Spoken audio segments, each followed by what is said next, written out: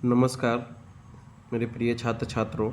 यहाँ से हम लोग देखेंगे क्या कि बहुपद क्या है, यानी चैप्टर 2 पढ़ेंगे हम लोग बहुपद। तो एक मिनट रुकिएगा। बहुपद, ये बहुपद से संबंधित चीज़ देखेंगे। ये चैप्टर 2 है। एग्ज़ाम दृष्टि से काफ़ी इम्पोर्टेंट होगा। हल्का सा थोड़ा सा माइनरी आपको समझाते हुए निकलेंगे। कोशिश करेंगे कि बेहतरीन से बेहतरीन समझ में आए और कुछ नहीं, और आपका एग्ज़ाम अच्छा जाए। आप लोग अगर मेहनत प्रैक्टिस कर देते हैं, आपको फेयर होगा। आपके पास बुक होगा, वहाँ से प्रैक्टिस कीजिए। कोई भी क्वेश्चन प्रश्न फंसता है तो आप व्हाट्सअप कर सकते हैं, आपको वहाँ पर जवाब दी जाएगी, आपको समझाई जाएगी। हर एक परेशानियाँ का हल होती है, हर एक प्रॉब्लम का हल होता है। आपको हल वहाँ दिया जाएगा, आपको बताया जाएगा। चलिए आइए देखते हैं बहुपद से संबंधित बातें। सबसे बड़ी चीज़ है कि बहुपद क्या है। बहुपद यानी कि बहुपद उसे कहा जाता है जिसमें एक से ज़्यादा पद होता है, उसे बहुपद कहते हैं। यानी बहुपद किसे कहते हैं? एक से ज़्यादा ज़्यादा पद को क्या कहा जाता है? बहुपद कहा जाता है। सर ये बहुपद का मतलब क्या होता है, इसके बारे में थोड़ा समझा दीजिए। हम बहुत बार समझाए हैं, फिर से समझा रहे हैं। बहुपद दो चीज़ों के मेल से बनता है। एक वैसी चीज़ जिसका नाम है चर, ठीक है। अब यहाँ से क्वेश्चन ये उठेगा कि सर चर किसे कहते हैं, और दूसरा वैसी चीज़ जिसका नाम है अचर। अचर दोनों बताया जाएगा आपको। चर उसे कहते हैं जिसमें ओनली फॉर ABCD का जिक्र होता है। स्मॉल ABCD, और ऐसे ही चलते चलते चलते चलते आपका जाएगा टोटली जेड तक। इसे कहते हैं चर। वैसे ही अचर किसे कहते हैं, इस चीज़ को देखेंगे तो सर अचर उसे कहते हैं जिसमें संख्या रहे, जैसे कि 2, -3, √5, 1/2, पूर्णांक संख्या 100, डैश डैश डैश, ऐसे ऐसे रहता है। और इसी दोनों के मेल से, अर्थात गुणनखंड में जो भी ये दोनों के मेल से जो बनता है उसी को बहुपद कहा जाता है, ठीक है। उसे बहुपद कहा जाता है। अब आगे यहाँ से देखेंगे क्या कि भैया इतना तो समझ में आ गया कि बहुपद किसे कहते हैं।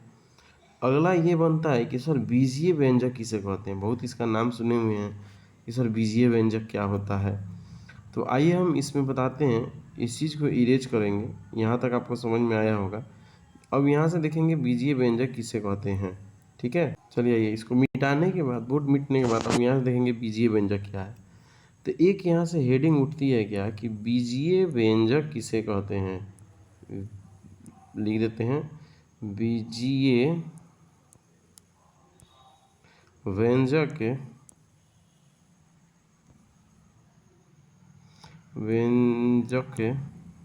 क्या है, ठीक है। इसको देखेंगे, सुनिएगा।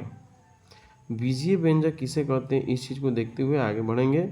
सबसे बड़ी चीज़ ये है कि इसमें थोड़ा सा ध्यान रखनी है, हम समझाते हुए बढ़ेंगे। इसमें लेक्चर की ज़रूरत है और उस लेक्चर को हम आपके सामने प्रस्तुत करेंगे। देखिए क्या कहता है। कुछ जैसे कि मान लीजिए कि कुछ यहाँ मान लीजिए ये कुछ लिखे हैं, कुछ निश्चित चर ले लेंगे हम लोग। कुछ निश्चित चर तथा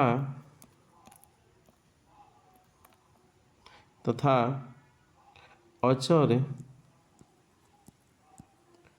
राशियों पे लिख लेने दीजिए, तथा अचर राशियों के योग अंतर, कॉमा रहेगा सब में, गुना भाग इत्यादि के संयोग से बने पद को बीजीय व्यंजक कहते हैं।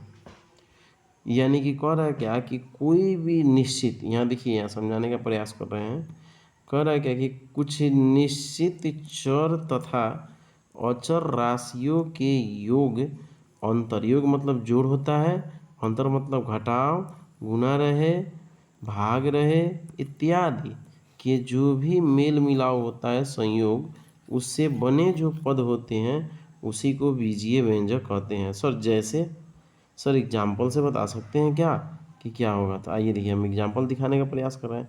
जैसे एग्जाम्पल में आपका क्या हो जाएगा, इस चीज़ से संबंधित दो, तो भैया कोई ये अचर हो गया, और x जो है 2 अर्थात ये चर हो गया, और देखिए योग आ गया, अब 4x, ये क्या हो जाएगा, बीजीय व्यंजक हो जाएगा। ये एक नंबर हो गया। उसी तरह ये √3y + 7x, सर ये क्या होगा, ये जो होगा बीजीय व्यंजक होगा। सर केवल और केवल अगर मान लीजिए हम 8z ले लें तो क्या बीजीय व्यंजक होगा? जी हाँ होगा। केवल और केवल सर 3y ले लें तो क्या बीजीय व्यंजक होगा? जी हाँ होगा। और सर 9x -2y ले लें तो ये भी होगा। अब इस चीज़ पे ध्यान रखिएगा, ऐसे भी आपको बीजीय व्यंजक पर अगर पकड़ बन गया तो कोई दिक्कत नहीं है, आपको यहाँ से क्वेश्चन आ जाएगा। अब यहाँ से फाइनली हम लोग चलते हैं बहुपद। जैसे कि जो बहुपद होता है तो बहुपद में कुछ ना कुछ शर्त होता है कि बहुपद क्या है, क्या रहना चाहिए, क्या नहीं रहना चाहिए, इस चीज़ के बारे में। तो बहुपद में शर्त क्या होता है इसके बारे में देखेंगे। तो यानी कि बहुपद, बहुपद, आइए देखते हैं बहुपद। इसमें होता क्या है कि, एक मिनट रुकिएगा, पेन चेंज करते हैं ताकि आपको समझ में आए। इसमें होता है क्या कि हम बातें बताते हैं कि ऐसी बीजीय व्यंजक को लेंगे, ऐसी बीजीय व्यंजक को बहुपद कहते हैं जिसमें कुछ शर्त होता है। यानी कि क्या क्या शर्त होगा? शर्त नंबर 1 सुनिएगा, बहुपद किसे कहेंगे, कौन ऐसा बीजीय व्यंजक होगा जिसे बहुपद कहेंगे? यानी कि जो चर राशि होगी, चर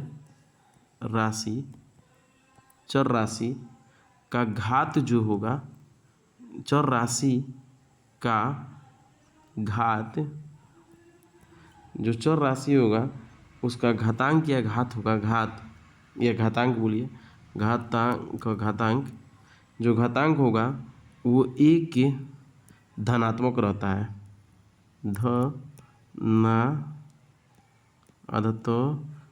धनात्मक के पूर्णांक रहता है, वो एक धनात्मक पूर्णांक होता है, ठीक है, होता है 1 नंबर में। अब 2 नंबर में क्या होगा सुनिएगा, 2 नंबर में भैया हमारे ये रहेगा कि पदों की जो संख्या होगी ना वो निश्चित रहती है। अर्थात 2 नंबर में इस चीज़ को याद रखिएगा कि पदों की संख्या निश्चित होगी।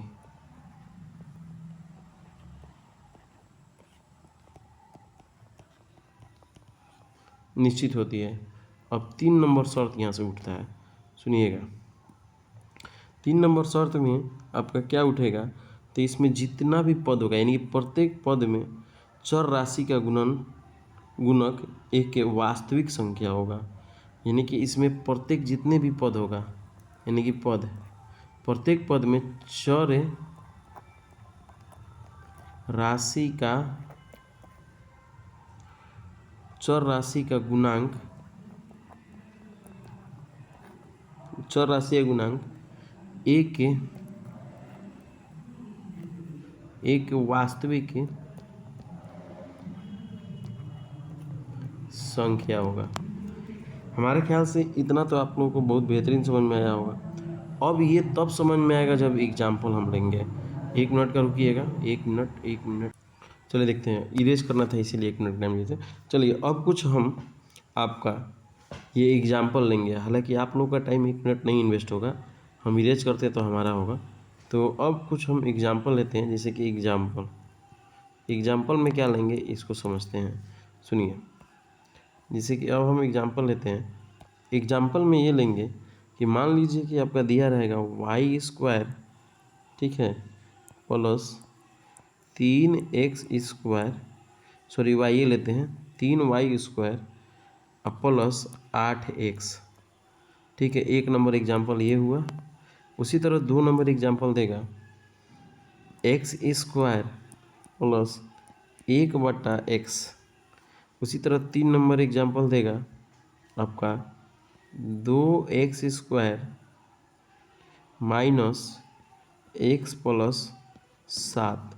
4 नंबर एग्जांपल देगा कुछ ऐसे √7x² plus 8x minus 1/x²। अब इसमें बस केवल और केवल इसमें बताना है कि बहुपद कौन है, ठीक है। यानी कि बहुपद किसे कहेंगे इनमें से। भैया हमारे ये चर है, इसके ऊपर में प्लस है, ये भी चर ऊपर में प्लस है, चर के ऊपर में ये अचर, और यहाँ भी एक अचर का मेल रहता है, यस ये बहुपद होगा। ये देख रहे हैं ये नीचे में आ गया तो ये बहुपद नहीं होगा, ये होगा, ये भी नहीं होगा। आपको समझ में आया होगा। ऐसे 1 नंबर का सवाल पूछता है हर साल, ठीक है। अब यहाँ से बहुपद के प्रकार जो होगा, जैसे कि नेक्स्ट वीडियो जब आएगा तो हम दिखाएंगे, समझाएंगे कि बहुपद जो होता है, बहुपद के जो प्रकार होते हैं, प्रकार वो कितने होते हैं, ठीक है। तो नेक्स्ट वीडियो में यही बताएंगे कि बहुपद के कितने प्रकार होते हैं। तो आज इसमें इतना ही रहने देंगे, इस वीडियो में इतना ही रहने देंगे। और ये बहुपद का 1 नंबर वीडियो है, ठीक है। तो मेरे ख्याल से आपको समझ में आया होगा। आया है तो धन्यवाद आप लोगों को। और आप मतलब कि उसमें कोशिश कीजिएगा। अब एग्ज़ाम कुछ ज़्यादा दिन नहीं रहा है, ठीक है। प्रैक्टिस ही आपको अच्छा मार्क्स और अच्छी सफलता दिलाएगी। चलिए आज के लिए इतना ही, फिर मिलेंगे नेक्स्ट वीडियो में। धन्यवाद।